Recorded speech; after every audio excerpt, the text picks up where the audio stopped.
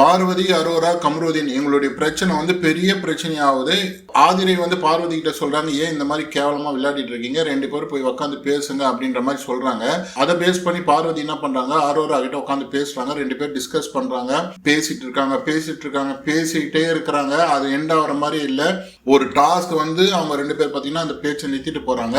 ஆனா அவங்க 2 பேர் என்ன பேச வந்தாங்களோ அதை பேசவே இல்லை. அந்த பிரச்சனையை அவங்க முடிக்கவே இல்லை. நைட்ல வந்து எல்லாம் லைட் ஆஃப் பண்ண பிறகு இவங்க 3 பேர் திருப்பி ஒரு டிஸ்கஷன் போகுது, அரோரா, கமருதீன், பார்வதி. கடைசியில் வந்து அரோரா சொல்லிடுறாங்க, எனக்கு அவன் ஃபேமிலி மாதிரி அப்படின்ற மாதிரி சொல்லிடுறாங்க. என்னது ஃபேமிலி மாதிரியா அப்படின்ற மாதிரி பார்வதி ஷாக் ஆகுறாங்க.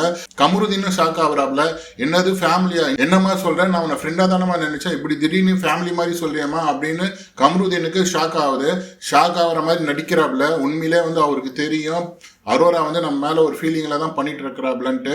ஒரு ஆண் ஒரு பெண் பழகும் போது அந்த பெண் வந்து நம்ம கிட்ட எந்த ஃபீலிங்ல பழகுறான்னு கூட தெரியாது ஒரு ஆணுக்கு. அரோரா வந்து நேற்று எல்லார்கிட்டையும் பஞ்சாயத்து பண்ணி வச்சிட்டாங்க.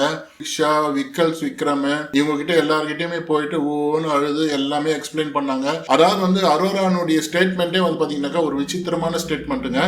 அந்த பட்டர்ஃபிளை ஃபீலிங் இல்ல, லவ் ஃபீலிங் எல்லாம் இல்லையா, ஆனா வந்து பாத்தீங்கன்னாக்கா குடும்பத்துல ஒருத்தன் அப்படின்ற மாதிரி ஃபீல் பண்றாங்களாம். அரோராவுடைய ஃபீலிங் என்ன ஃபீலிங் தெரியல.